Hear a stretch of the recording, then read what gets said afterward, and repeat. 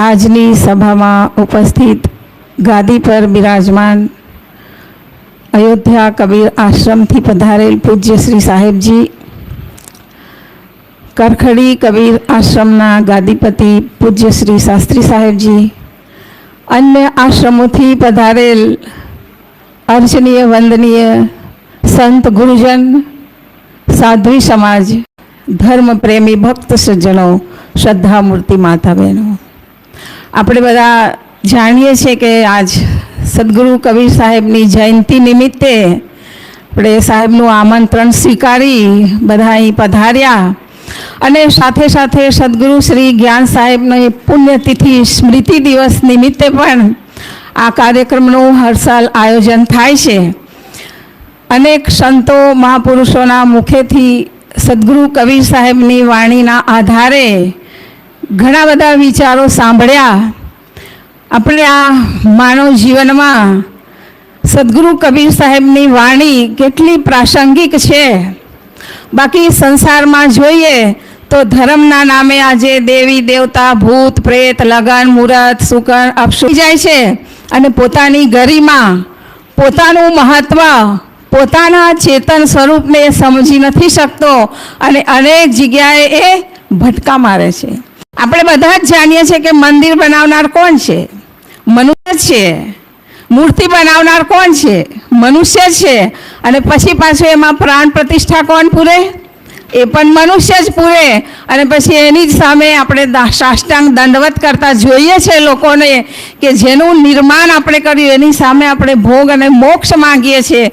પણ સદગુરુ કબીર સાહેબ આપણને સમજાવે છે કે તને બહાર કોઈ ભોગ આપનાર પણ નથી અને મોક્ષ આપનાર પણ નથી. જે કંઈક છે તે તારી અંદર છે. આપણને સદગુરુ સંતો રસ્તો બતાવે, પણ કરવું પડે તો વ્યક્તિએ પોતે જ એને બહાર પરમાત્મા શોધવાથી કાંઈ મળવાનું નથી. સદગુરુ કબીર સાહેબના સમયમાં એમની સામે હિન્દુ પરંપરા અને મુસ્લિમ પરંપરા બંને પરંપરાના લોકો હતા. એને મુસલમાન પશ્ચિમના સૂરજને પૂજે અને હિન્દુ લોકો પૂરબને પૂજે. પૂરબ દિશા હરિકો બાસા, પશ્ચિમ અલ્લાહ મુકામા, દિલમાં ખોજ દિલ્હીમાં ખોજો ઇહે કરીમા.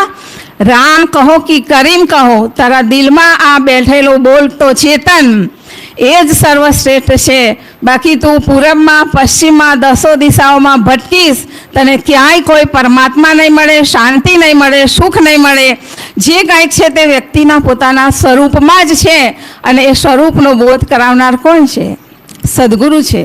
જ્યાં સુધી સદગુરુનું સાનિધ્ય નહીં મળે ત્યાં સુધી વ્યક્તિને બહારથી ભટકાવનાર એને અનેક પ્રકારના ગુરુવાલો મળશે, પણ સાચો બોધ કરાવનાર સદગુરુ છે. અને એવું સદગુરુ કબીર સાહેબનું જ્ઞાન આપણે સંતોના મુખે સાંભળ્યું કે એમનો મુખ્ય ગ્રંથ બીજક, અને બીજકમાં એક પણ શબ્દ એવો નથી કે જે ઉપરવાળાને પૂજા પ્રાર્થના કરવામાં એક શબ્દ પણ લખ્યો હોય.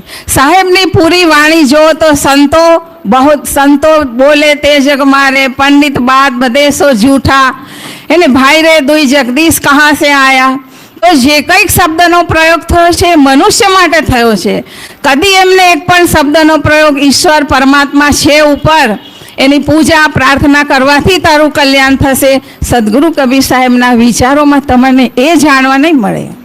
પણ સંસારમાં જોઈએ તો હમણાં કીધું ને કે સાહેબની વાણી સામાન્ય જનભાષામાં કે દરેક વ્યક્તિ સમજી શકે.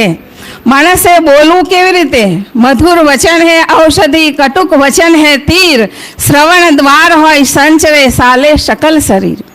શબ્દ સમારે બોલીએ, શબ્દ કે હાથ ન પાવ, એક શબ્દ ઔષધ કરે, એક શબ્દ કરે ઘાવ. જો વ્યક્તિને વાણી કઈ રીતે બોલવી એ જો સદગુરુ કબીર સાહેબની આ સાખીઓથી જાણી લેશે તો ઘરમાં કદી ઝઘડા નહીં થાય. કટુ વાણીથી જ માણસના ઘરમાં સાસુ વહુ હોય કે પિતા પુત્ર હોય, ભાઈ ભાઈ હોય, દેરાણી જેઠાણી હોય, એ કટુ વાણીના કારણે જ ઝઘડા થતા હોય છે. મહાભારતનું યુદ્ધ જાણીએ છીએ ને, દ્રૌપદી શું બોલ્યા હતા? અંધે કે અંધે હોતે હે. તો આ ઘર ઘરમાં પણ મહાભારત આ વાણી જ કરાવે છે. તો આપણે સદગુરુ કબીર સાહેબની વાણી એવી છે કે આપણે જીવનમાં કઈ રીતે ઉપયોગ કરવો એ સાહેબ જણાવે.